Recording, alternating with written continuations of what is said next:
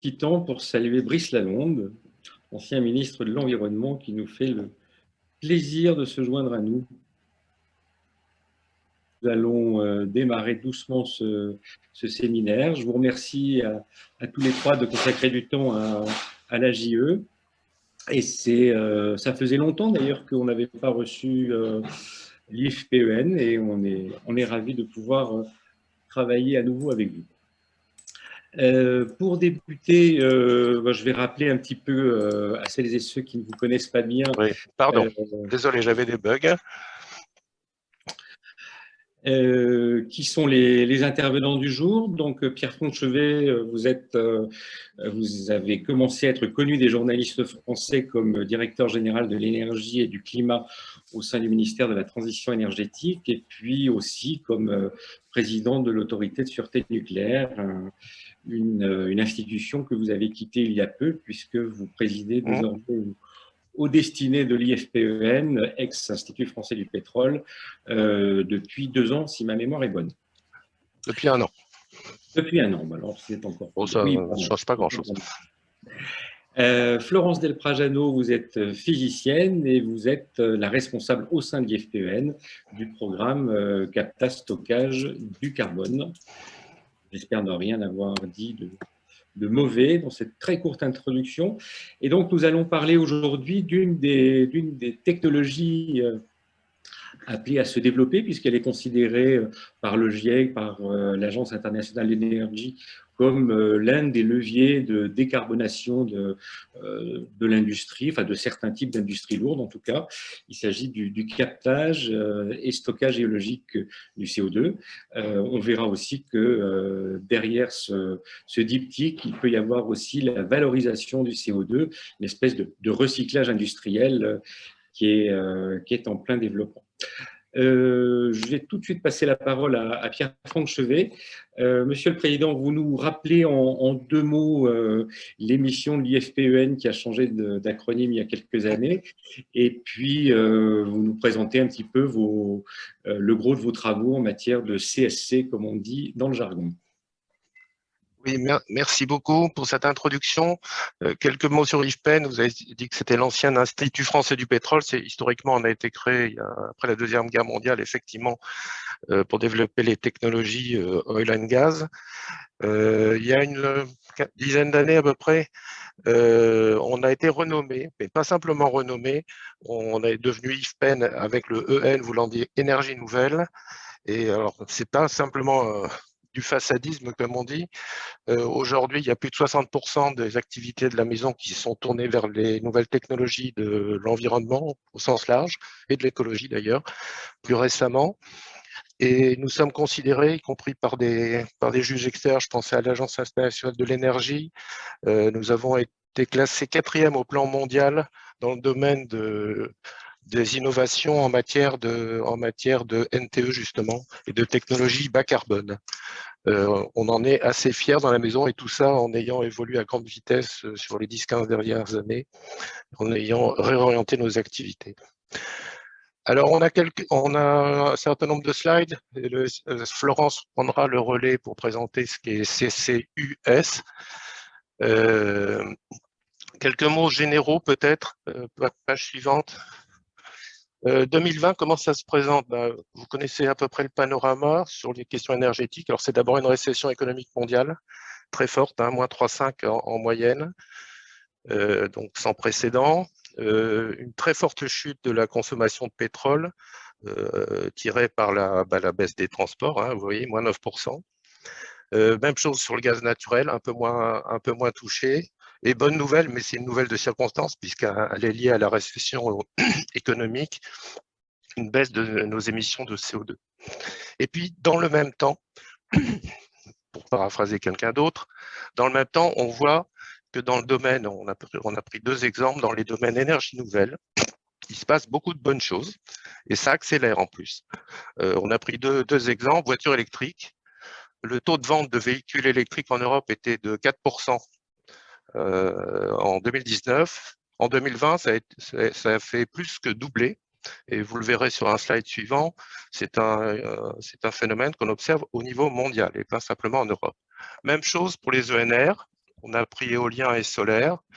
On est devant un phénomène d'accélération des investissements. Là, on vous a mis la progression de la capacité éolienne, solaire et mondiale.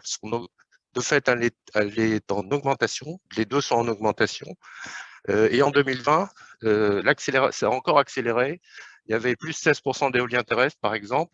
On est passé à plus 26% construits ou installés, mis en service en 2020. Donc, pour résumer, malgré une récession économique globale, on voit que tout ce qui est énergie renouvelable, pour parler simple, se développe et c'est même un développement accéléré. Slide suivant. On est aussi dans un moment de bascule au plan politique, et des plans des politiques climatiques, puisqu'aujourd'hui, on est dans la situation où, j'allais dire, les actionnaires majoritaires du problème, c'est-à-dire ceux qui émettent le plus de CO2, Chine, États-Unis et Europe, qui représentent 54% des émissions, ont maintenant, alors je dis bien maintenant parce que les États-Unis nous ont rejoints, ont des engagements vers le zéro net carbone. Et au total, c'est plus de 38 pays, au-delà de ces 3 pays plaques, qui ont des engagements de neutralité carbone. Donc c'est un enjeu majeur et des circonstances très favorables pour les discussions à venir à Glasgow à l'occasion de la COP26 à la fin de l'année. Donc a priori de très bonnes perspectives dans le domaine de la lutte contre le changement climatique. Quand on regarde les prévisions à horizon 2040-2050, on voit qu'effectivement le renouvelable, c'était à l'image de ce que la slide précédente, va continuer à croître de manière très, très soutenue, on le voit, et passe à horizon 2040-2050 devant le pétrole, le gaz naturel et le charbon, donc devant les fossiles. Le nucléaire, sur la même période, croît doucement. Donc effectivement, le renouvelable est en tête. Mais ce que vous pouvez constater aussi en lisant j'allais dire dans un autre sens le graphique, c'est que la somme de pétrole, gaz naturel, charbon à horizon 2040-2050 est, si vous faites la somme, encore une fois, encore majoritaire. Ce qui veut dire, conclusion opératoire, c'est qu'il faut, si on veut faire le travail, c'est-à-dire de décarboner, il faut non seulement continuer à développer les renouvelables, mais dans le même temps, traiter les usages que l'on aura encore des hydrocarbures pour les rendre propre. Et si on ne fait pas ça, évidemment, on ne fait pas le travail complet. Slide suivant. Toujours pour illustrer la bascule, là, on a comparé à gauche les investissements dans le domaine hydrocarbures comparés aux investissements dans le domaine ENR, tout ENR confondu. Et on s'aperçoit que pour la première fois cette année, on est à un moment de bascule où globalement, on investit plus dans les ENR, encore une fois tout type, hein, dans le low carbon technology, ça serait plus correct, que dans l'ensemble du monde fossile. Donc le monde fossile, sur les 5 dernières années, c'était à peu près 500 milliards de dollars par an. Et vous voyez que pour la première fois en 2020, on est passé devant côté ENR avec 501 et ça ne fait que croître à l'avenir. Donc moment de bascule. Et évidemment, ces moments de bascule, il faut toujours veiller à avoir des analyses globales de ce que l'on cherche à faire. Je vous ai donné un exemple un peu pointu, mais qui illustre quand même la problématique. C'est sur la droite cette fois. C'est une analyse qu'on a fait dans un cadre européen qui était de comparer les vertus CO2 de différents types de véhicules, automobiles pour l'essentiel. Donc, vous voyez le bilan carbone en bas, on va dire du moteur essence de base, le classique, il est environ à 140. Et si vous regardez, par exemple, donc vous retrouvez pas très loin le moteur diesel, un peu mieux en carbone.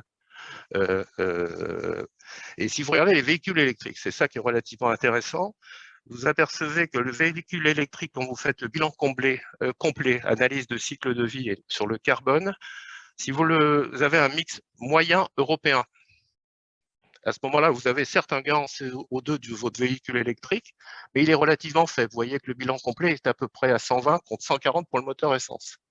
À l'inverse, si vous faites le même raisonnement au périmètre France, avec le mix électrique français qui lui-même est décarboné, vous voyez que le gain est tout à fait substantiel puisque vous descendez à 50. Dernière remarque, vous apercevez qu'en faisant toujours le même calcul, que ce qui est biocarburant ou biogaz à des gains encore meilleurs en matière de CO2 que les véhicules électriques, y compris les véhicules électriques en usage France.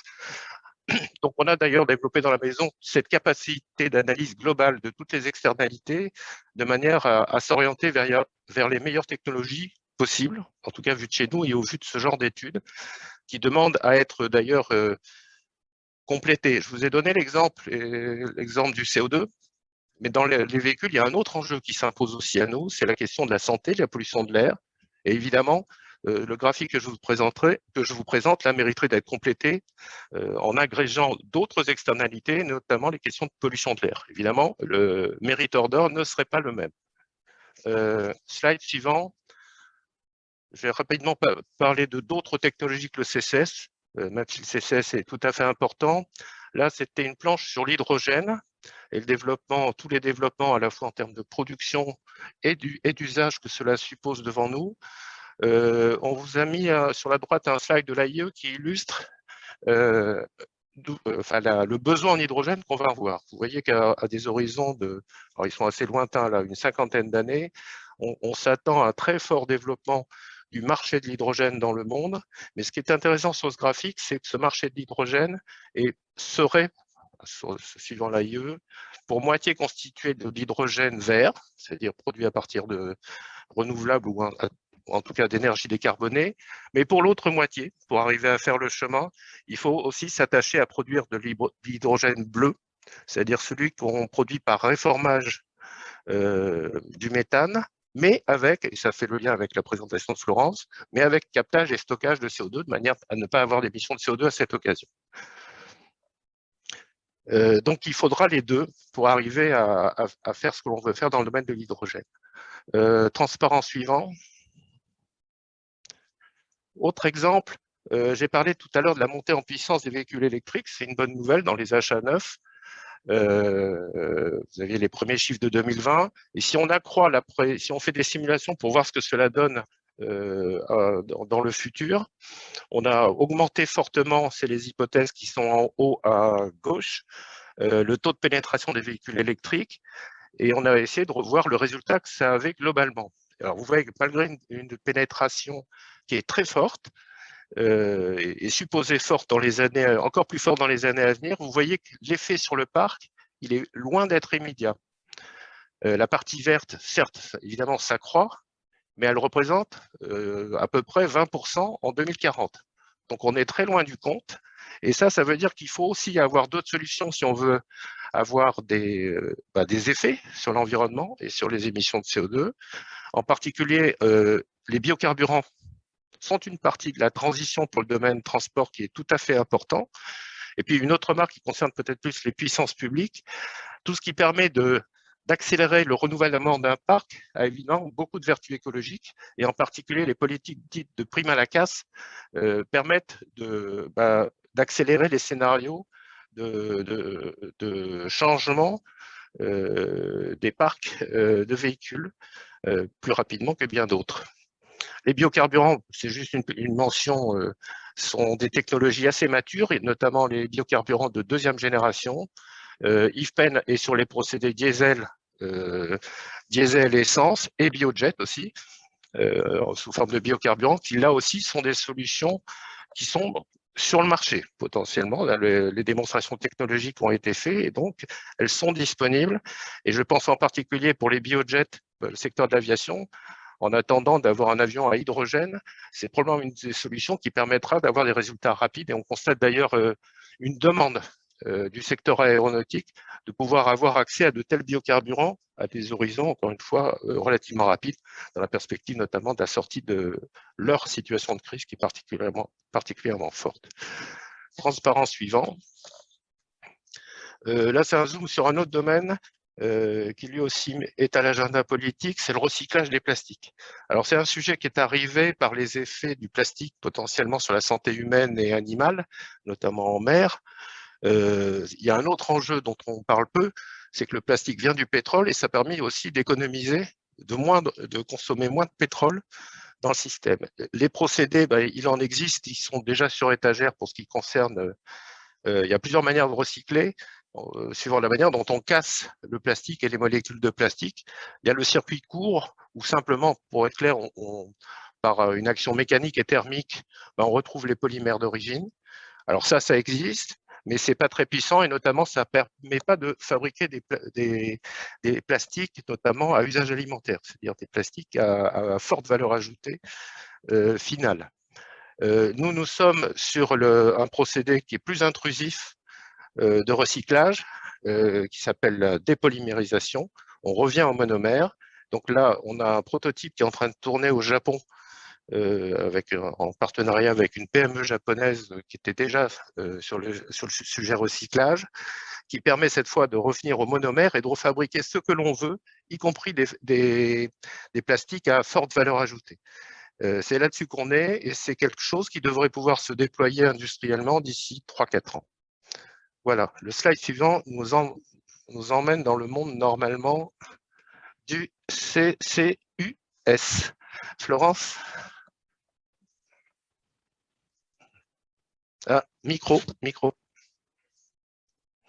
Ah, marche toujours pas. C'est bon, excusez-moi, j'avais coupé. Voilà. Donc, merci. Donc, effectivement, le CCUS, donc vous voyez sur la droite, en fait, un scénario de l'AIE, donc, qui présente le rôle des différents leviers, en fait. Pardon, Florence, oui. Peut-être préciser ce qu'est la CCUS pour… Voilà, je vais le préciser tout de suite. Donc, qui présente effectivement le rôle des différents leviers, en fait, pour atteindre la neutralité carbone. Et donc, vous voyez l'efficacité énergétique, l'efficience, l'électrification et ce qu'on appelle captage et stockage du CO2 avec le U pour utilisation ou valorisation du CO2. Donc, en quoi ça consiste? Ça consiste tout simplement à capter du CO2 à la sortie des usines, ensuite à le liquéfier pour pouvoir le transporter et le stocker dans le sous-sol en profondeur de façon à pouvoir l'isoler de l'atmosphère. Donc le CCS, ou le CCUS, je vais parler du U dans 2 minutes en fait, c'est un moyen pour réduire les émissions de CO2. Donc S, c'est pour stockage, U, c'est pour utilisation du CO2, parce que bien entendu, ce CO2, si on peut l'utiliser plutôt que le stocker, eh bien c'est un bénéfice pour la société. Et l'utiliser, ça veut dire quoi? Ça veut dire, par exemple, l'utiliser pour faire des biocarburants, par exemple, l'utiliser pour faire des molécules chimiques ou des matériaux. Vous savez que la minéralisation du CO2 permet aussi de faire des matériaux. Néanmoins, même si le CCUS, on pourrait dire, ne correspond qu'à 15% de la baisse des émissions de CO2 en 2070, ces 15% sont énormes en fait.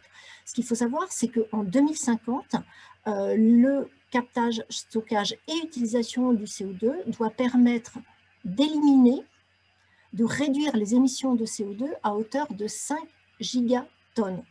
Donc 5 gigatonnes, c'est énorme, et ce qui veut dire qu'on ne pourra pas utiliser tout ce CO2 dont on doit se débarrasser, si je puis dire, et donc la grosse partie du CO2 devra être stockée. Et donc vous voyez que les chiffres de l'IEA montrent que c'est plus de 90% du CO2 qui doit être stocké entre 2020 et 2070. 5 gigatonnes, pour donner une échelle de grandeur, c'est l'équivalent de la moitié des émissions chinoises telles qu'on les quantifie aujourd'hui. Voilà, donc juste pour donner, un ordre de grandeur, attendez, excusez-moi, voilà. Donc, ce qu'on peut dire, c'est qu'aujourd'hui, on capte à peu près 40 millions de tonnes de CO2 par an. D'accord? 40 millions de tonnes de CO2, vous voyez qu'il faut passer à 5 gigatonnes en 2050. Donc, ce qui veut dire qu'il faut une multiplication à peu près par 100 pour passer du CO2 qui est capté aujourd'hui jusqu'au CO2 qu'on doit capter en 2050. Et en 2070, c'est encore 2 fois plus, c'est 10 gigatonnes. Donc ce CO2 que l'on veut capter, on le capte d'où? Eh bien, vous voyez sur le graphique de droite qu'il est capté essentiellement pour la production d'électricité, pour le secteur industriel lourd, et quand on parle de secteur industriel lourd, on va parler la sidérurgie, la production de ciment, l'industrie chimique, Et puis aussi pour le transport, et dans le transport, vous avez notamment la production d'hydrogène. Donc ce sont vraiment ces 3 gros secteurs sur lesquels le captage, le stockage du CO2 va intervenir pour réduire les émissions. Et puis vous voyez aussi apparaître quelque chose, 4% en gris, là, qui sont du captage direct dans l'air. Parce que, on va dire que jusqu'en 2030, le captage et le stockage du CO2, il va servir en fait à réduire les émissions de CO2 d'installations existantes. Et puis progressivement, et en particulier à partir de 2050, ces technologies, elles vont permettre non seulement de réduire les émissions de CO2, mais aussi de retirer du CO2 de l'atmosphère. Comment? En le captant directement dans l'atmosphère, ou bien en utilisant de la biomasse. Par exemple, vous remplacez une centrale à charbon par une centrale à biomasse. La biomasse, eh bien, elle a déjà capté de façon naturelle votre CO2. Si à la sortie de l'usine, vous mettez une solution de captage de CO2 et vous enterrez votre CO2 profondément dans un site de stockage, eh bien, tout se passe comme si vous aviez retiré du CO2 de l'atmosphère.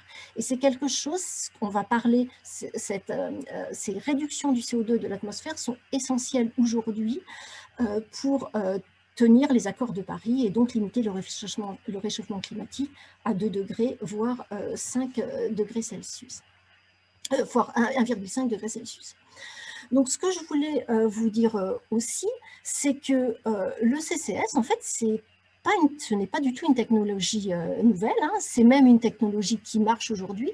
Et vous avez ici sur ce schéma tous les points que vous voyez, en fait, ce sont les projets grande échelle qui sont en cours. Donc, vous avez, c'est une carte qui date de 2020.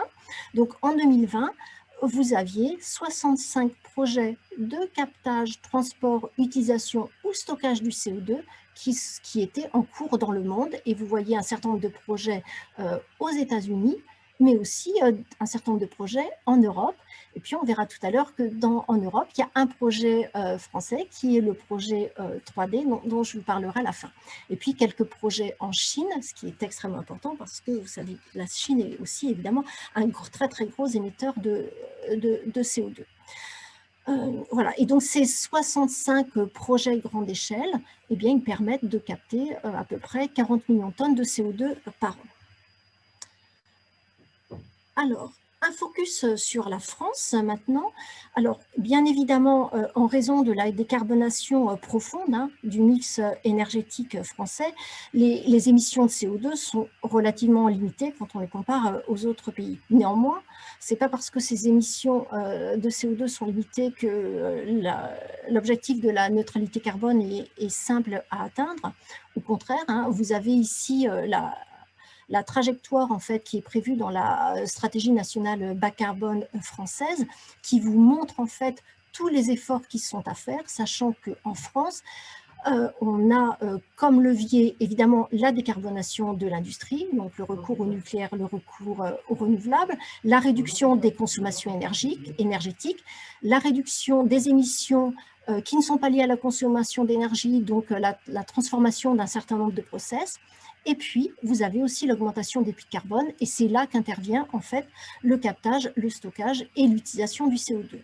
Donc, un chiffre, en 2050, en fait, on estime, la SNBC en tout cas, donc la stratégie nationale bas carbone, estime qu'il y aura 80 millions de tonnes de CO2 qui seront des émissions de tonnes que l'on dit incompressibles, c'est-à-dire qu'on ne peut pas réduire par d'autres technologies. Et ces émissions de CO2, en fait, elles seront réduites par des puits de carbone, donc stockage dans les sols, stockage dans la forêt, et aussi par le captage et le stockage du CO2 qui intervient à hauteur de 15 millions de tonnes. Alors, ces 80 millions de tonnes, à quoi correspondent-elles? Eh bien, vous le voyez sur ce graphique, elles correspondent à des émissions de l'agriculture et à des émissions des biocarburants. Alors, le CCUS en France maintenant, c'est aussi un enjeu territorial. Et l'ADEME, l'été dernier, a identifié en fait 3 régions qui sont des régions prioritaires pour le déploiement du captage et du stockage du CO2. Donc globalement, l'ADEME identifie un potentiel de captage et de stockage du CO2 à hauteur de 24 millions de tonnes de CO2 par an. Donc vous voyez au-dessus des 15 millions de tonnes de la SNBC, dans 3 régions prioritaires, les Hauts-de-France, 15 millions de tonnes par an, donc on va dire que c'est la région de Dunkerque, donc captage de 15 millions de tonnes par an dans le territoire dunkerquois, transport et stockage dans des sites de mer du Nord. Alors les sites de mer du Nord, c'est la Norvège, les Pays-Bas et puis le Royaume-Uni, qui sont aujourd'hui très moteurs en fait sur la partie stockage du CO2. La deuxième région, c'est la Normandie. Donc, vous voyez un potentiel de captage du CO2 inférieur à celui des Hauts-de-France, mais quand même à hauteur de 6 millions de tonnes. Donc, capté dans la Normandie, des synergies avec justement le port de Dunkerque pour le transport et le stockage du CO2 en mer du Nord. Et puis l'autre territoire qui a été identifié par l'ADEME, eh bien, c'est la Nouvelle-Aquitaine, alors avec un potentiel d'émissions moins important parce qu'il y a tout simplement moins d'industrie. Et là, par contre, il y a la possibilité d'avoir un stockage dans des réservoirs de gaz qui ont été exploités et qui sont aujourd'hui épuisés. Voilà. Donc, vous voyez un potentiel pour le captage et le stockage du CO2 qui est dans les feuilles de route nationales, avec un lien très fort, en fait, à l'échelle européenne, notamment pour la partie stockage du CO2. Et sur le schéma en bas à gauche, vous avez les projets de captage-stockage du CO2, donc mutualisés, qui sont ici, qui existent aujourd'hui en Europe, avec le projet 3D, dont je vais vous parler tout à l'heure, qui fait le lien entre un captage sur le territoire de Dunkerque et un stockage en mer du Nord. Donc, je vous ai dit tout à l'heure que le captage et le stockage du CO2, c'était une technologie qui marchait. Donc, je le maintiens. Mais je vous ai dit aussi qu'on captait aujourd'hui 40 millions de tonnes de CO2 par an et qu'en 30 ans, eh bien, il fallait multiplier par 100. Donc, vous voyez que même si le captage et le stockage du CO2, c'est une technologie qui est opérationnelle aujourd'hui, il y a des gros enjeux à faire en termes de mise à l'échelle. Donc, ce saut, en fait, d'un facteur 100, voire plus, il faut bien voir que c'est un saut qui est colossal. C'est un saut qui est colossal et qui demande, en fait, des efforts en termes de recherche et d'innovation. Et c'est là qu'un institut de recherche comme IFPEN intervient. Alors, à IFPEN, en fait, nous travaillons sur le captage, le stockage et l'utilisation du CO2 depuis une vingtaine d'années. Et nous avons une spécificité qui est celle d'être présent sur l'ensemble de la chaîne. Ce qui veut dire que nous développons des procédés de captage du CO2 et certains sont proches de la commercialisation, voire déjà commercialisés. Nous travaillons aussi sur la partie transport du CO2, nous travaillons sur la partie stockage du CO2 et puis aussi sur la partie utilisation et conversion du CO2. Donc c'est vraiment une force d'IFPEN de pouvoir accompagner les industriels en fait sur l'ensemble de la chaîne. Alors, en matière de captage du CO2, je vous l'ai dit, nous avons des technologies de captage du CO2 qui sont très proches de la maturité. Donc, par exemple, le procédé Agathe, qui est un procédé de traitement de gaz naturel, de gaz de raffinerie et de gaz synthétique, qui est un procédé qui est déjà commercialisé par notre filiale Axens. À côté de ça, nous avons développé un procédé vraiment spécifique du captage du CO2 sur des fumées industrielles. C'est le procédé DMX. Donc, c'est un procédé qui est aujourd'hui en démonstration sur le site d'ArcelorMittal à Dunkerque, et je vais y revenir dans quelques instants.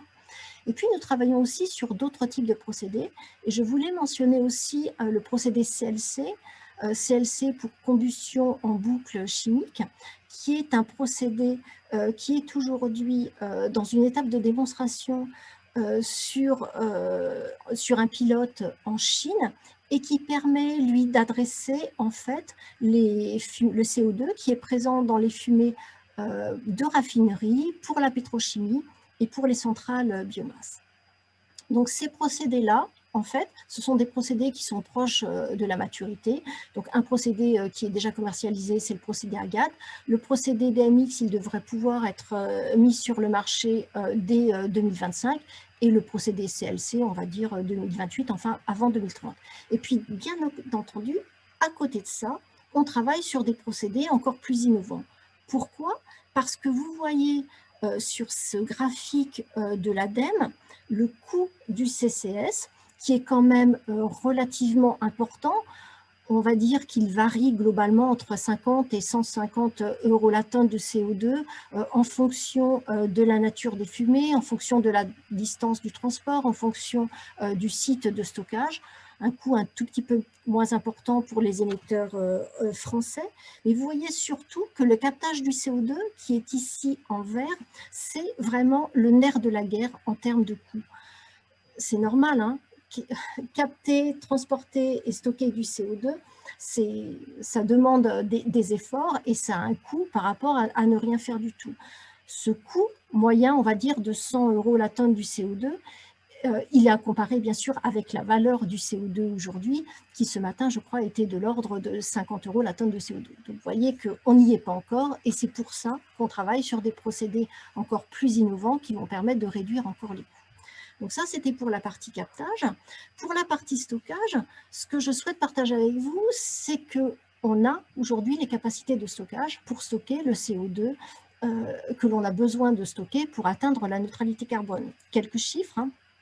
L'AIE estime que d'ici 2070, c'est un peu plus de 200 gigatonnes de CO2 qui sont à stocker.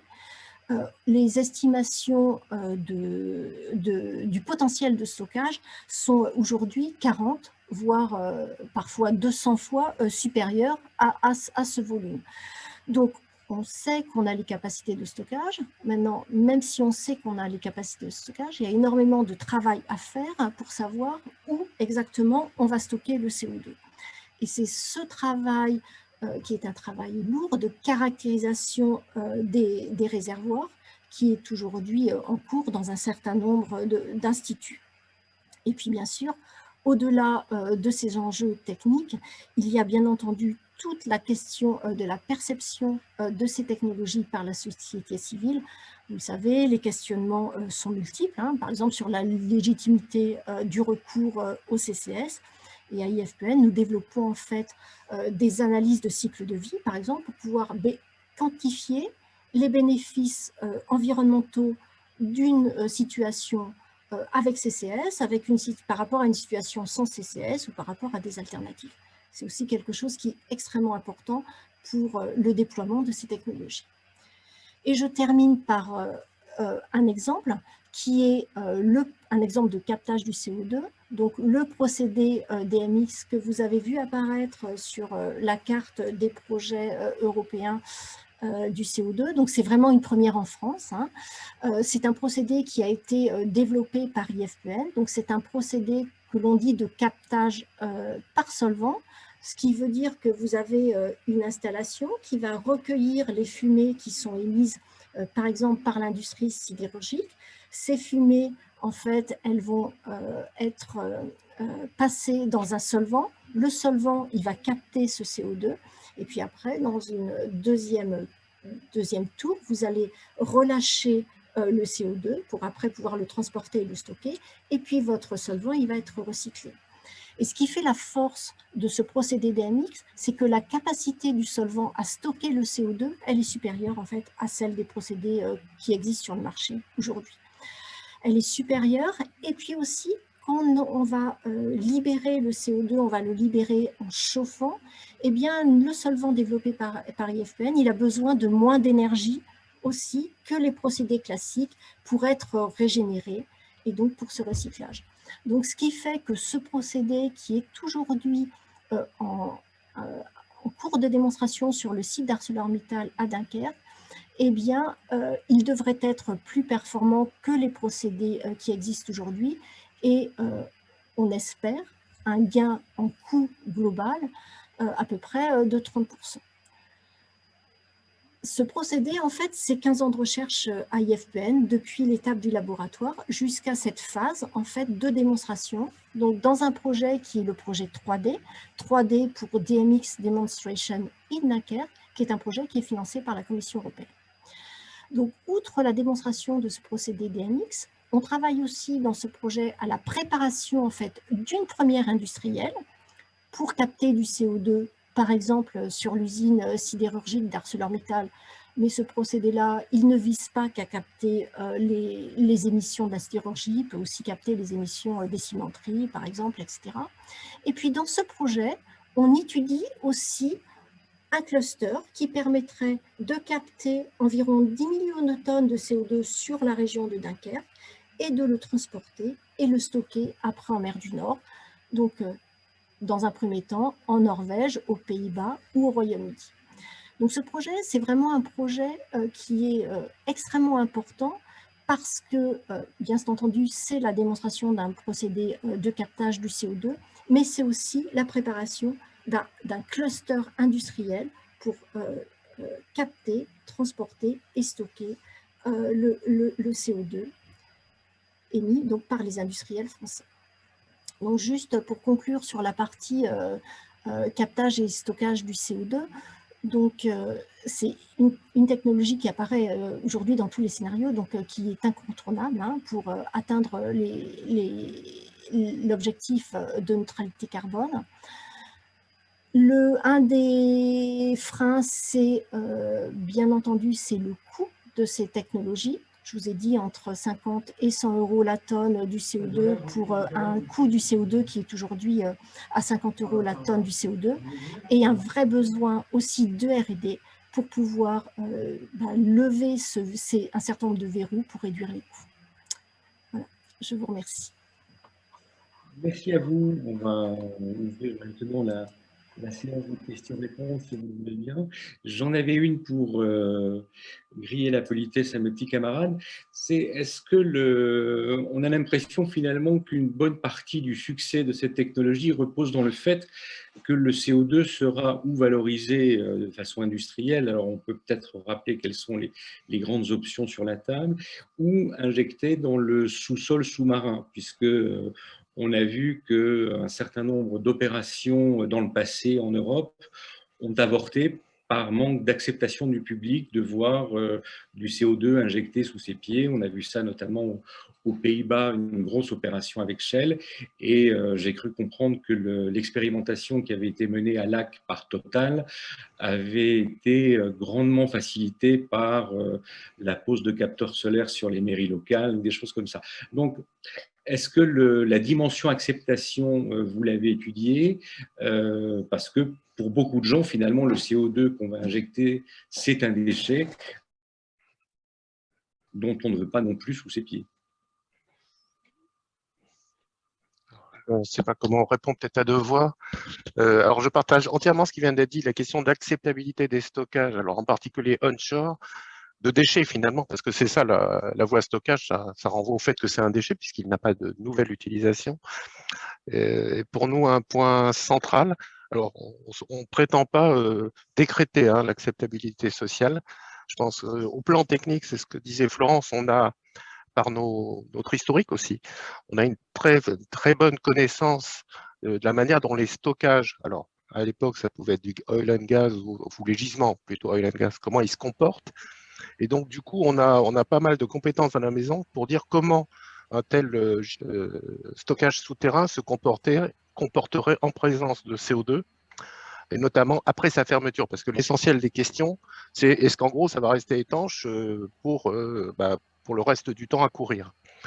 C'est des questions, tout ce qui est stockage souterrain, là on parle de CO2.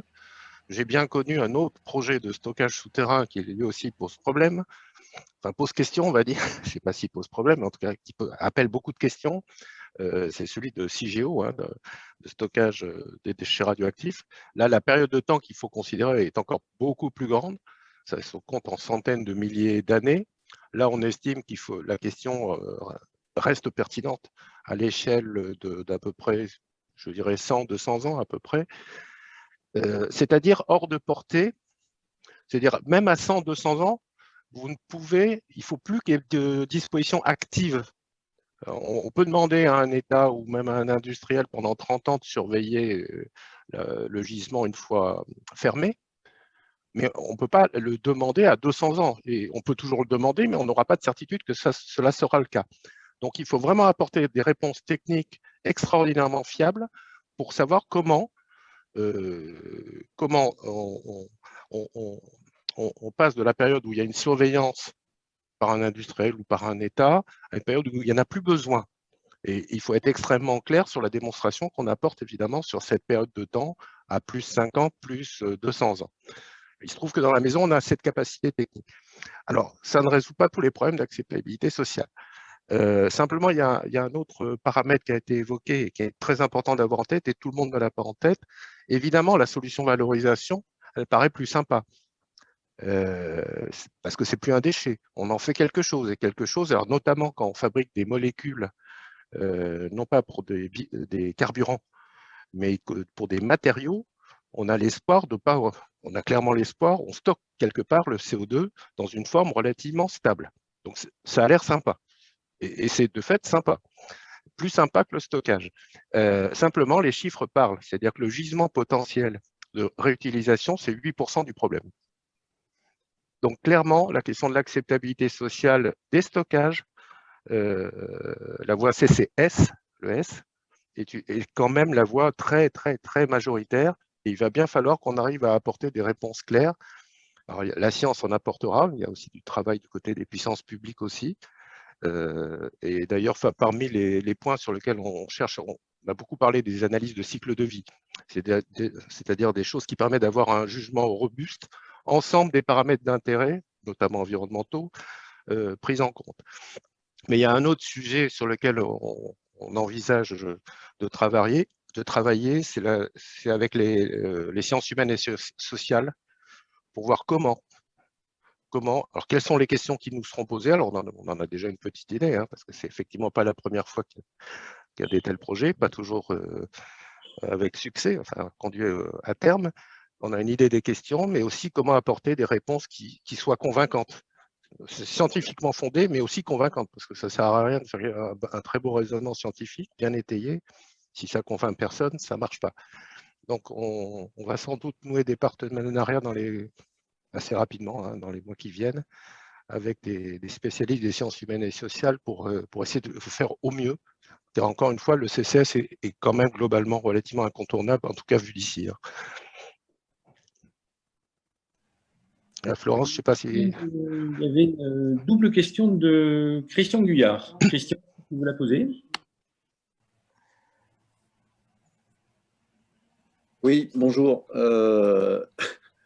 Aujourd'hui, je suis en retraite, mais enfin, c'est des problèmes qui m'ont intéressé depuis longtemps. Et comme je le disais, j'étais au séminaire IFP à Solèze début 2008, où on nous indiquait des grands chiffres, tout ça. J'ai quand même l'impression que tout ça s'est passé à la trappe. Alors, je ne nie pas les capacités de l'IFP à développer des procédés, mais j'ai quand même l'impression que ça piétine beaucoup.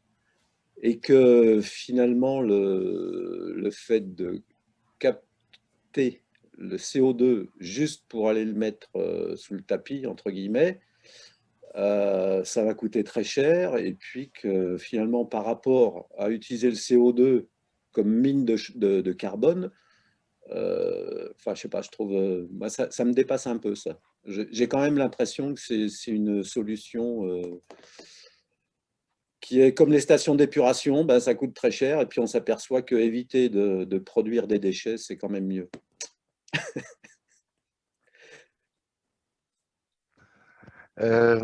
Alors, sur le sapiétine, alors moi, il se trouve qu'à l'époque, je m'occupais déjà d'énergie. Alors, j'étais au cabinet du Premier ministre, et puis ensuite comme directeur général de l'énergie et du climat. J'ai un souvenir très précis de la manière dont les projets de CCS, il y a eu un emballement de l'année 2006 par là, et on y allait. Et tout le monde a replié ses gaules, pour parler clair, le jour où il a fallu songer à commencer à explorer un territoire pour y mettre un futur stockage. Et là, il n'y avait plus personne. Plus personne. Alors, outre les problèmes de prix, hein, etc., mais il n'y avait plus personne et c'est un sujet qui, quand même, globalement, pendant 10 ans, est passé sous l'agenda politique, sous l'écran radar de l'agenda politique. Il se trouve que nous, à l'IFPEN, parce que c'est notre expérience, on a continué à travailler pour améliorer, etc., alors même que ce n'était pas l'agenda politique, et d'expérience pour des procédés qui sont quand même complexes. Hein. Florence en a fait un résumé qui a l'air sympa. C'est juste compliqué hein, pour descendre les prix, pour avoir l'efficacité, les rendements de captage que l'on veut, etc. On sait par expérience que c'est de l'ordre de la quinzaine d'années. Florence disait, on a continué en 2010, on n'est pas loin des dates que vous venez d'évoquer. Pour avoir un procédé de taille industrielle, validé, qui a des coûts maîtrisés, etc., c'est de l'ordre de 10-15 ans. Donc, c'est un piétinement normal. Ensuite, sur la question de fond, c'est pas moi, sur le fait que est-ce que le CCS finalement c'est une voie, c'est pas moi qui réponds, hein, c'est l'Agence internationale de l'énergie. Et moi, ma remarque, oui, il y a des choses qu'on peut faire autrement que par le CCS. Le CCS n'est pas la panacée. Simplement, on n'a pas d'autre solution pour l'industrie. Alors, on peut se passer d'industrie, ça, je veux bien l'entendre, mais moi, personnellement, je pense qu'on en a quand même besoin d'une industrie. Pour tout un tas de sujets. Ciment, on a besoin de ciment, on peut peut-être se passer du ciment un jour. Hein. Moi, c'est pas moi, c'est mes enfants qui écriront ce futur, mais je pense qu'on n'a pas trop le choix.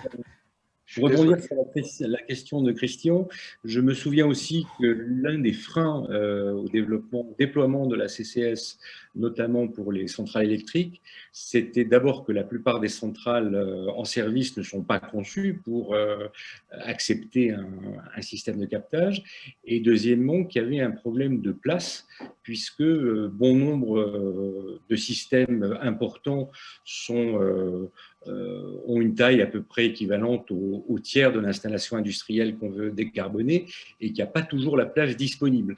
Est-ce que ça, c'est un frein qui est levé parce que vous avez réussi à miniaturiser le dispositif, ou est-ce que c'est toujours un frein à l'heure actuelle? Donc, je vais peut-être prendre la question, donc juste pour répondre qu'effectivement, il y a des travaux à faire pour réduire effectivement le coût, et parmi le coût, effectivement, il y a aussi la taille des installations. Donc, on va là parler d'intensification du procédé. Donc, il y a eu un certain nombre d'efforts qui ont été faits, et c'est vrai qu'aujourd'hui, la taille a été quand même relativement réduite par rapport à ce qui se passait il y a une vingtaine d'années. Néanmoins, c'est pas suffisant. Mais juste pour donner quand même quelques chiffres, ce qu'il faut savoir, c'est que sur les installations qui existent aujourd'hui, hein, on estime que les installations qui existent aujourd'hui, et donc, vous le savez, hein, ces installations industrielles, ce sont quand même des installations qui ont été conçues pour 40, 50 ans. Donc, juste sur les installations existantes, en fait, c'est 8 gigatonnes de CO2 qui seront à stocker en 2050. Donc, il y a tout un tas d'enjeux sur sur cette partie transition. Et ça, c'est quelque chose qu'il faut, je pense, qui est extrêmement important à prendre en compte. Quand vous dites qu'effectivement, ça stagne, c'est vrai que ça ne va pas aussi vite qu'on pourrait le souhaiter. Néanmoins, ce qu'il faut savoir, c'est que plus on tarde à lutter contre le changement climatique, et plus justement les solutions de captage et de stockage du CO2, en fait, elles font leur sens parce que ce sont des solutions qui peuvent être installées aujourd'hui. Alors c'est vrai, pas sur tout le type, pas sur tous les émetteurs, il y a des problèmes de taille, il y a des problèmes de performance des procédés, mais en tout cas sur un certain nombre d'émetteurs. Donc on ne peut pas, comment dire, c'est vraiment dans une étape de transition, et on le voit dans les scénarios de l'Agence internationale de l'énergie. Le CCS, là, à partir de 2030, il est envisagé essentiellement pour la production d'électricité, pour comment dire, décarboner l'industrie, et puis aussi les carburants, donc c'est l'hydrogène. Et puis à partir de 2050, en fait, il intervient à hauteur beaucoup plus importante. C'est en 2070, je crois que c'est 30% pour en retirer du CO2 de l'atmosphère. Donc, c'est vraiment une étape de transition. Alors, question dans l'ordre de Brice Lalonde, d'Anne-Laure Barral et de Sandrine Fedel. Brice Lalonde. Merci. D'abord, merci beaucoup pour ces exposés. Merci beaucoup à la JE pour l'avoir organisé. Je pense que c'est le début d'une grande aventure où, en effet, la source de carbone sera plutôt de CO2. Je pense que de toute manière, on va être un jour très rapidement obligé d'interdire des rejets de CO2, donc d'obliger les entreprises, les cimentiers, etc., à récupérer le CO2 et savoir quoi en faire. Alors, je ne vais pas en parler, simplement ça va coûter beaucoup d'énergie, hein, donc il va falloir avoir plus d'énergie et pas moins d'énergie. Et la question que je voudrais poser est la suivante. Il y a une entreprise suisse qui s'appelle Climeworks qui envoie en Islande son CO2, enfin, je ne sais pas comment ça se passe exactement, et qui travaille avec les Islandais qui sont, comme vous le savez, les meilleurs dans la géothermie et tout ça. Et ils ont trouvé un procédé qui consiste à mélanger le CO2 avec de l'eau, faire de l'eau de Vichy ou du Perrier, je ne sais pas, et envoyer tout ça dans le basalte. Et là, il y a une réaction qui se produit et vous produisez du calcaire. Et je me suis dit, c'est extraordinaire. Donc voilà, on envoie le CO2 là où le carbone, là où le stockage est le plus important, dans la roche, hein, dans l'écorce terrestre. Et je me suis dit, mais alors est-ce qu'on peut faire ça dans les volcans d'Auvergne? Est-ce qu'il ne faudrait pas que l'ADEME nous propose aussi peut-être un site là pour qu'il y a du basalte, quoi, et on peut stocker aussi et transformer le CO2, le carbone en calcaire. Voilà, c'était ma question. Dans les volcans de la Réunion ou des Antilles. Oui, là où il y a du basalte. Alors, donc, concernant Climeworks, Climeworks, en fait, c'est une société qui a développé effectivement un procédé de captage du CO2 de l'air. Hein, donc, on n'est pas sur la partie réduction des fumées industrielles, on est sur du captage du CO2 de l'air. Alors, c'est un procédé qui, ce type de procédé, je vous l'ai dit, on envisage plutôt son déploiement à partir de 2050, ce qui veut dire que ce sont des installations aujourd'hui qui sont de taille, alors là, vraiment, vraiment très importante, mais on peut les mettre là où il n'y a pas trop d'habitation ou de choses comme ça. Donc, ce sont des installations de taille très, très importante, qui demandent beaucoup d'énergie parce que le procédé n'est pas du tout mature, et puis, du coup, qui captent pas énormément de CO2. Donc la difficulté, en fait, les enjeux, on va dire, pour le captage direct dans l'air, c'est vraiment aussi un changement d'échelle hein, pour permettre d'aller plus loin et de capter les millions de tonnes dont on aura besoin en 2050. Donc tout ça pour dire qu'effectivement, ils stockent aussi du CO2 dans des basaltes. Ils le stockent aussi parce donc c'est quelque chose qui est extrêmement intéressant, hein, sur lequel on travaille, mais ils arrivent aussi à stocker le CO2 dans des basaltes parce qu'aujourd'hui, on est sur du stockage en petite quantité. Donc ça fait partie aussi de ces enjeux en termes de recherche sur lesquels on travaille. Le stockage du CO2 dans les basaltes, c'est une voie, mais ça ne permettra pas de stocker non plus tout le CO2, encore une fois, les 5 gigatonnes dont on a besoin, que l'on a besoin de stocker d'ici 2050, mais c'est une voie qui est une voie extrêmement intéressante. De même que, par exemple, pour parler d'utilisation du CO2, vous savez qu'il y a beaucoup de cimentiers aussi qui travaillent là-dessus, hein, pour utiliser le CO2, pour en faire des matériaux de construction. C'est un petit peu le même procédé, hein, c'est de la minéralisation du CO2. Donc, toutes ces technologies-là, elles sont extrêmement importantes, mais ce ne sont pas des alternatives au stockage, en fait. Il faut vraiment tout travailler. Alors, pour ce qui est de la question précise concernant les volcans d'Auvergne, c'est quelque chose qu'on pourra discuter, mais je pense que là, pour les problèmes d'acceptabilité sociétale, je pense que le stockage des émissions françaises, il va déjà démarrer par un stockage en mer du Nord, en fait. Question d'Anne-Laure Barral, puis de Sandrine Fedel. Bonjour, je ne sais pas si vous m'entendez bien. Parfaitement.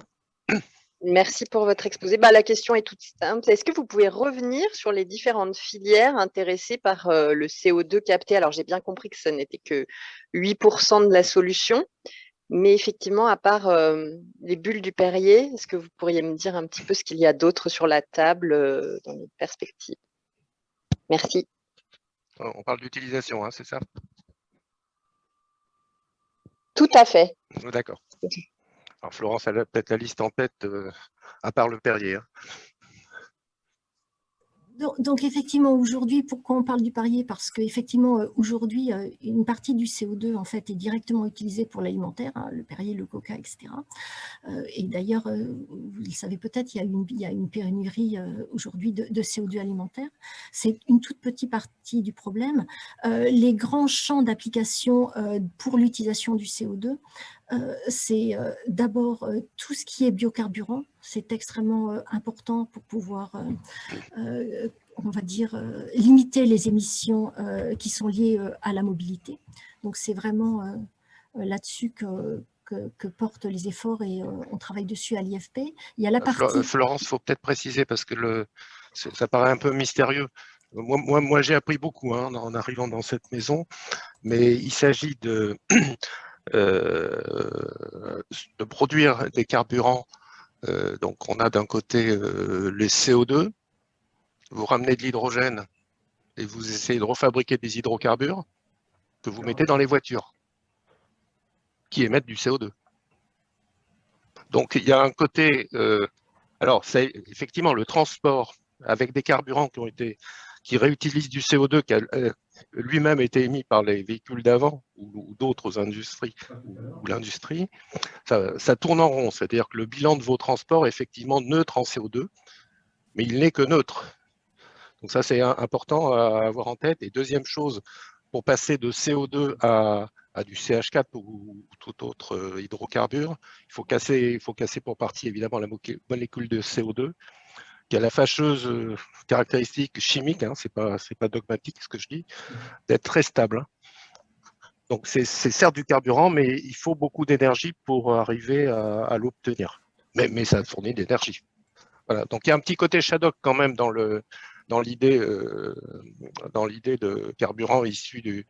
Mais il ne faut pas mésestimer cette piste. Alors pardon, Florence, on est passé du Perrier au Shadok. Merci. Donc effectivement, c'est tout à fait le cas. Donc vraiment, la production de carburant, c'est, on va dire, le volume majeur, si je puis dire, d'utilisation du CO2. Après ça, un tout petit peu moins important en termes d'utilisation du CO2, on a deux types d'activités. On a la conversion du CO2 donc, en des molécules chimiques à forte valeur ajoutée. Donc pour l'industrie chimique. Il y a aussi toute la partie utilisation du CO2 via de la minéralisation en fait, pour faire des matériaux. Et ça, il y a déjà des choses qui sont en cours, je l'ai dit tout à l'heure, dans l'industrie chimique. Et puis après, le dernier volet qui est plus petit, donc on l'a dit, c'est l'alimentaire, c'est aussi les serres. Vous savez que le CO2 est déjà utilisé dans quelques applications pour, on va dire, augmenter la croissance des plantes dans des serres. Donc voilà en gros les 4 secteurs qui sont des secteurs majoritaires pour l'utilisation du CO2 dans les années à venir. Mais enfin, quand je dis dans les années à venir, Pierre-Franck l'a dit, on est quand même sur des volumes qui sont quand même des volumes tout petits. Si je puis me permettre, il y a une autre utilisation qui est, elle, très en vogue, notamment aux États-Unis, c'est la dynamisation de l'exploitation pétrolière, puisque une grande partie du CO2 extrait aux États-Unis est réinjecté dans les puits pour ou allonger leur durée de vie ou sortir plus d'huile. Est-ce que, là aussi, malgré le côté Shadok qu'évoquait Pierre-Franck Chevet, est-ce que le bilan carbone est bon ou est-ce qu'il est désastreux comme on pourrait le penser de prime abord? Alors, effectivement, aux États-Unis, c'est parce que c'est soutenu, il y a une grande partie du stockage qui est liée en fait à ce qu'on appelle la récupération assistée de gaz et de pétrole. Donc, ça veut dire que vous injectez du CO2.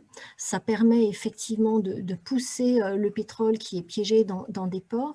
Et quand vous produisez évidemment votre gaz et puis du CO2. Et le CO2, en fait, il est recyclé. Aujourd'hui, le bilan carbone, il est bon puisque la majorité du CO2, en fait, reste stocké puisqu'on a un système de recyclage. Alors, comment dire, c'est pas 100% puisqu'évidemment, il faut de l'énergie pour faire marcher le process, mais il est quand même positif et largement positif. Par contre, quand vous voyez les scénarios de l'AIE, vous voyez que, je veux dire, l'utilisation du CO2 pour la production assistée de pétrole, même si elle est aujourd'hui majoritaire aux États-Unis, à l'échelle mondiale, dans les scénarios de l'AIE, elle décroît en fait. Une question de Sandrine Fedel. Bonjour, est-ce que vous m'entendez bien? Oui.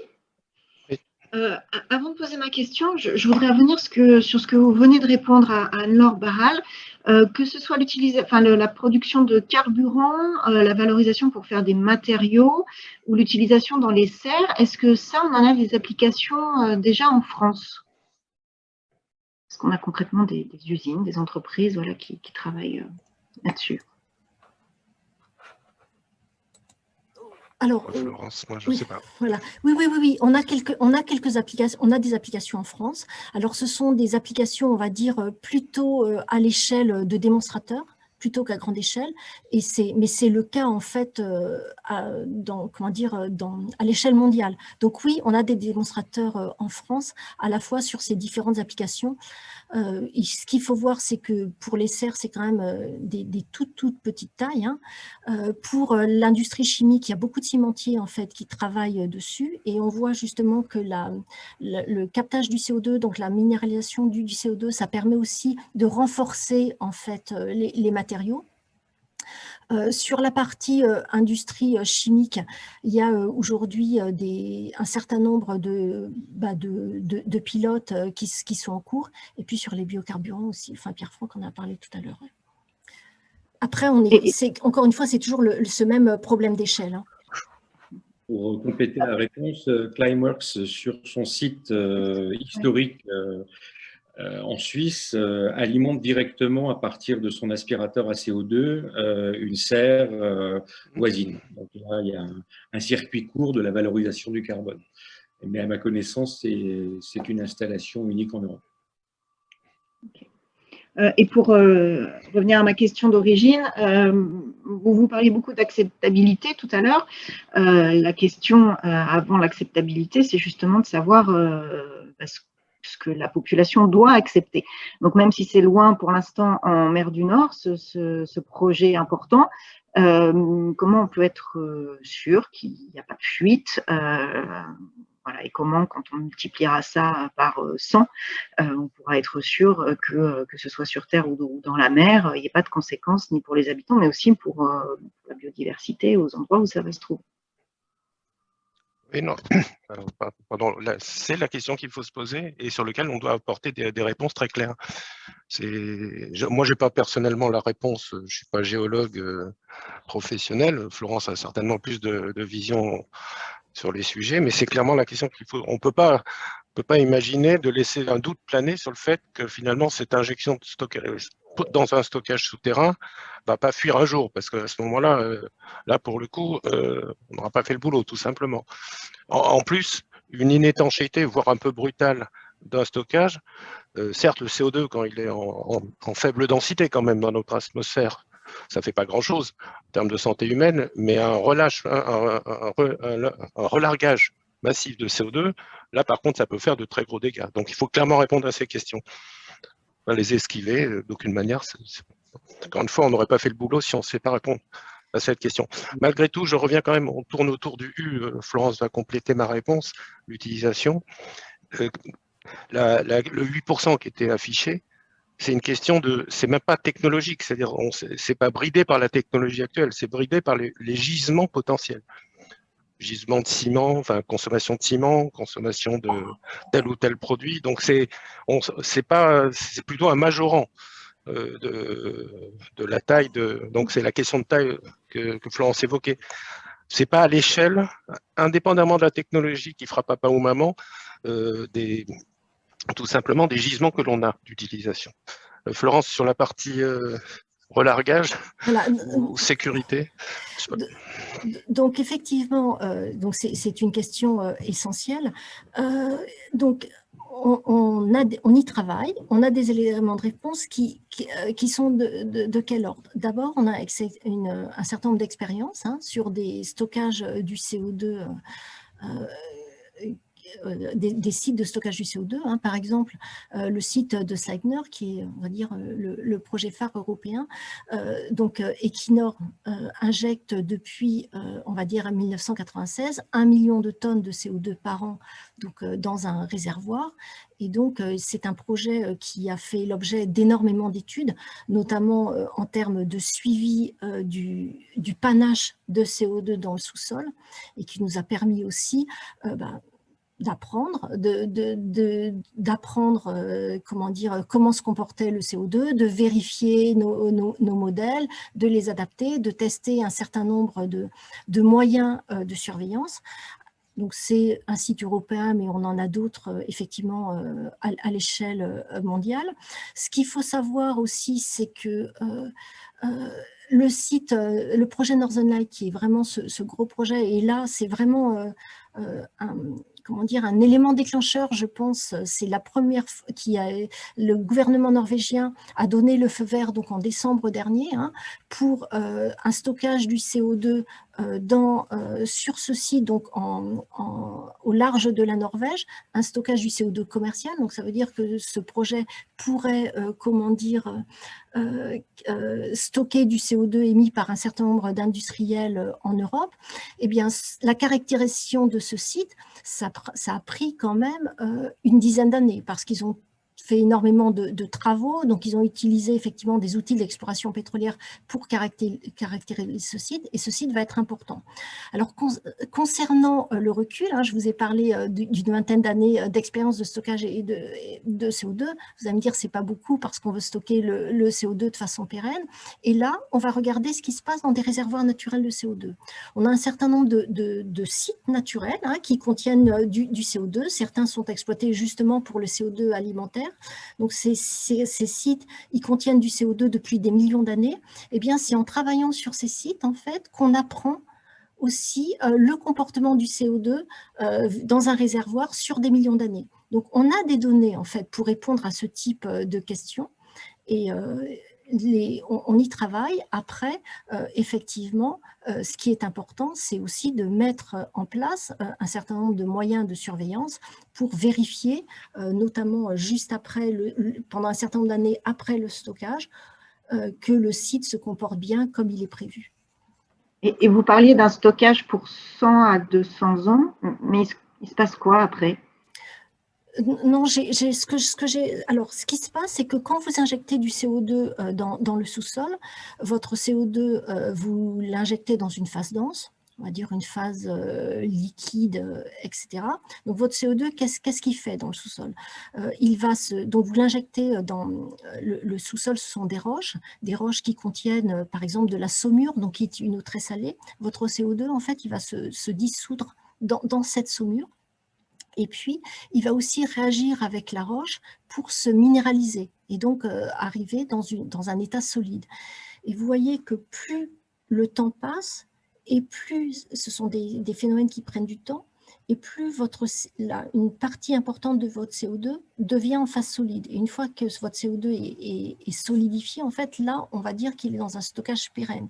Donc, on travaille aussi sur la compréhension de la cinétique, parce que ce sont vraiment des problèmes de cinétique, pour voir que devient le CO2. C'est pour ça que je vous parlais du site de Sleipner, qui est extrêmement intéressant au fil des ans. C'est pour ça aussi que je vous parlais de ces analogues naturels qui sont extrêmement importants aussi, pour prévoir un petit peu l'état du CO2. Et on sait qu'au fil du temps, le site devient de plus en plus sûr, puisque le CO2 se met dans un état qui est de plus en plus stable, en fait. Est-ce qu'on a un retour d'expérience pour le site de Rousse, à côté de Lac, qui a servi de test pour Total, qui a injecté plusieurs dizaines de milliers de tonnes, je crois, de CO2. Le suivi, j'imagine, est toujours en cours. Est-ce qu'on voit si la minéralisation se passe à la vitesse qu'on l'espérait, ou est-ce qu'on a des surprises? Aujourd'hui, sur le site de Total, en fait, il y a très peu de CO2 qui avait été injecté. C'était un réservoir de gaz déplété. Donc, il y a effectivement une surveillance qui a eu lieu, très importante, et on regardait plutôt la partie. Ce projet était dédié en fait à développer des outils de surveillance des sites. Donc, il y a eu un certain nombre de prélèvements, on va dire, dans le réservoir, et aussi au niveau des sols, au niveau des nappes aquifères, etc., pour vérifier qu'il n'y avait pas de fuite. Ça a été confirmé. Par contre, à ma connaissance, moi, je n'ai pas connaissance, en fait, de résultats sur le devenir du CO2 au fil des ans, mais l'injection est quand même pas très, comment dire, il y avait très peu de CO2 qui avait été injecté, et donc je ne sais pas, je ne peux pas répondre à votre question. Y a-t-il, oui, alors de nouvelles questions d'Anne-Laure Barral. Anne-Laure, si tu veux prendre la parole. Oui, je ne veux pas monopoliser la parole pour mes petits camarades, mais il me semble, vous parlez des risques de cette réinjection de CO2, on peut dire que le principal risque, il est sismique, il a déjà été un peu renseigné scientifiquement, il n'y a pas eu même déjà certains accidents? Alors, effectivement, il y a un risque quand on injecte quelque chose dans le sous-sol de créer une sismicité induite. C'est quelque chose que ça fait partie de ces éléments que l'on regarde de façon très précise, en fait, quand on va caractériser un site potentiel de stockage du CO2. Cela veut dire qu'on regarde la nature des roches, on regarde s'il y a des failles qui peuvent rejouer, on regarde au niveau de la microsismicité qui peut être induite. Et quand on va injecter le CO2, en fait, avant l'injection, on va prévoir en fait le taux d'injection de CO2 qui est acceptable, et on va injecter une petite quantité de CO2 en faisant très attention à la façon dont on injecte. Donc ce sont des informations sur lesquelles évidemment on porte toute l'attention, et que l'on arrive bien à gérer, en fait. On a des outils de surveillance, on a des outils pour comment dire, gérer la quantité de CO2 qui est injectée, de façon à limiter, on va dire, au maximum les risques. Je dis toujours limiter au maximum les risques, parce que bien entendu, quoi qu'on fasse, le risque zéro n'existe jamais, mais quand même, ça fait partie de ces éléments qu'on arrive bien à contrôler. Mais est-ce que ça exclut des zones déjà très sismiques, hein, bien sûr. le nord de l'Italie, des choses comme ça? Alors, bien entendu, hein, quand on va caractériser un site, la première chose qu'on fait, c'est qu'on regarde, alors on regarde plein de caractéristiques, hein. On va effectivement vérifier qu'il n'y a pas de failles, etc., qui peuvent générer une sismicité. Donc, il y a tout un tas de zones qui sont par défaut exclues. Donc, c'est par exemple le nord de l'Italie. On va regarder d'autres choses aussi, hein. On va regarder que, par exemple, il n'y a pas de conflit d'intérêt avec des eaux potables, des choses comme ça. Donc, ça fait partie, en fait, vous savez, on a une espèce de checklist, et on a un certain nombre de critères à respecter avant de pouvoir aller dans une étape plus loin, qui est une caractérisation fine de ce site, hein. Mais bien entendu, le risque sismique est mis en avant. Est-ce que c'est le risque sismique qui, justement, disqualifie des zones qu'on pourrait, a priori, penser favorables, comme l'Île-de-France, qui est quand même riche en structures géologiques étanches, puisqu'il y a pas mal de puits de pétrole? Oui, alors c'est vrai que le risque sismique disqualifie des zones. Il n'a pas disqualifié l'Île-de-France. Ce qu'on avait regardé, en fait, il y a eu un projet France Nord, je crois que c'était au début des années 2010, qui a regardé effectivement le potentiel de stockage, on va dire, sur le bassin parisien, donc vraiment à l'échelle du bassin parisien, qui avait, comment dire, identifié un certain nombre de sites dans ce bassin parisien. Le projet a été arrêté parce que finalement, on n'avait pas suffisamment de données, en fait, pour voir si on pouvait injecter une quantité suffisante de CO2. Donc mais ce n'est pas le risque sismique il n'y avait pas de enfin sur les sites qui avaient été identifiés, il n'y avait pas de risque sismique. On avait plutôt des questionnements quant à la capacité à injecter plusieurs centaines de milliers de tonnes de CO2 dans ces sites-là. Mais il faudrait reprendre les études pour requalifier parce qu'il n'y avait pas eu beaucoup de données en fait. Une question d'Olivier Descamps.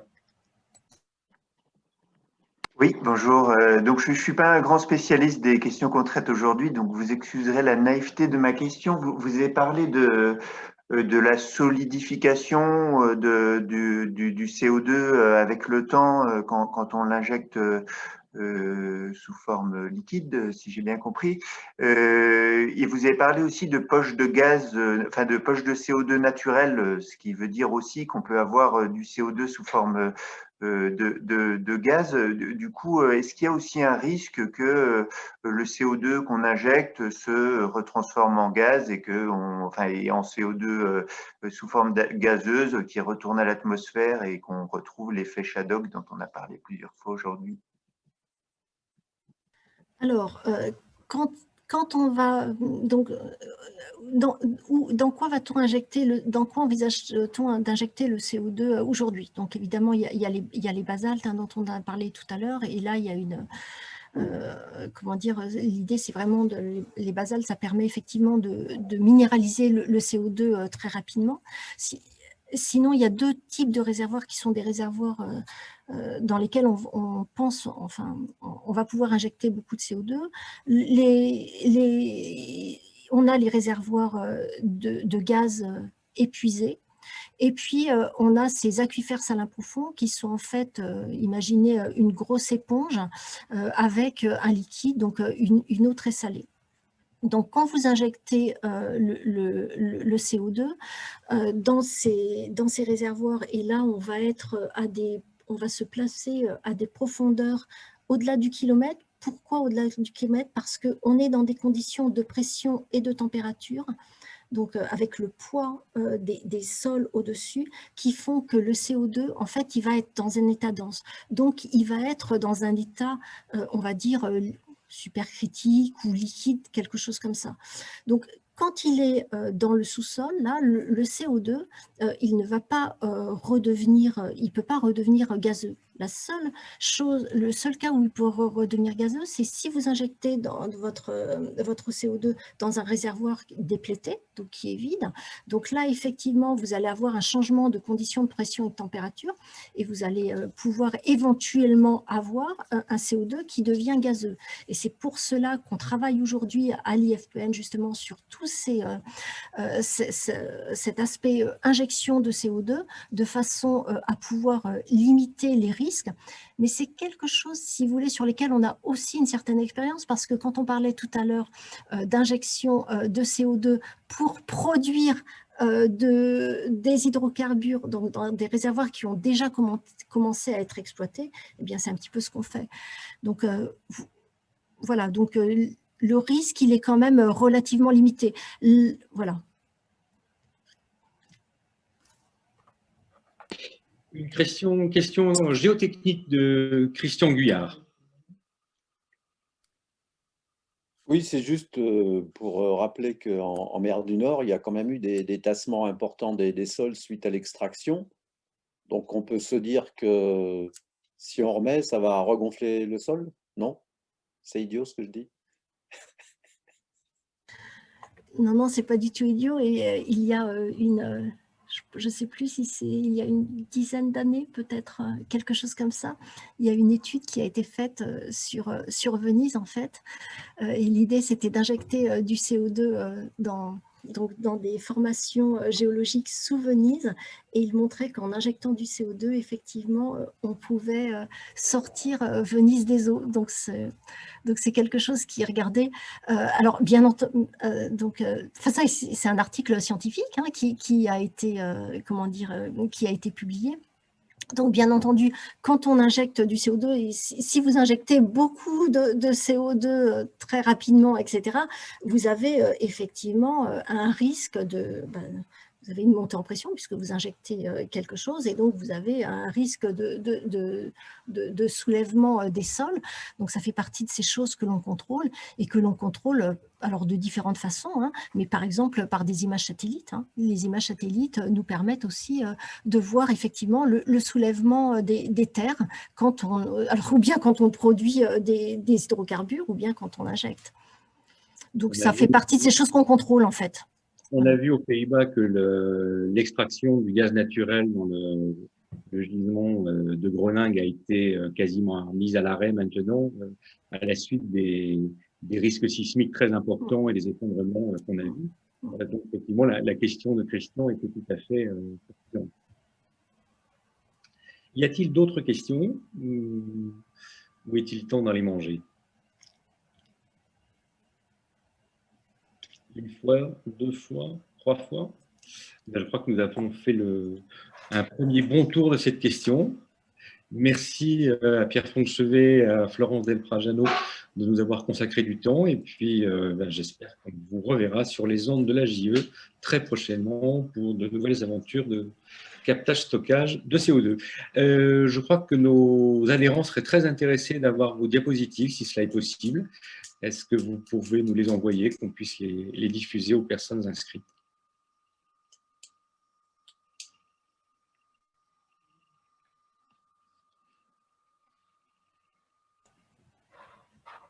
Oui, je pense qu'on pourra vous les envoyer, tout à fait. Alors, ma proposition, c'était qu'il y avait d'autres sujets peut-être d'intérêt. J'ai très rapidement parlé d'hydrogène, mais c'est un sujet sur lequel on peut contribuer si vous le souhaitez. Je suis ravi de parler H2 avec les experts de l'IFPEN. Ok. En tout cas, merci et donc bon appétit par anticipation. Bon appétit à vous tous et bonne Ok. Bon, à bientôt. Plaisir de vous retrouver.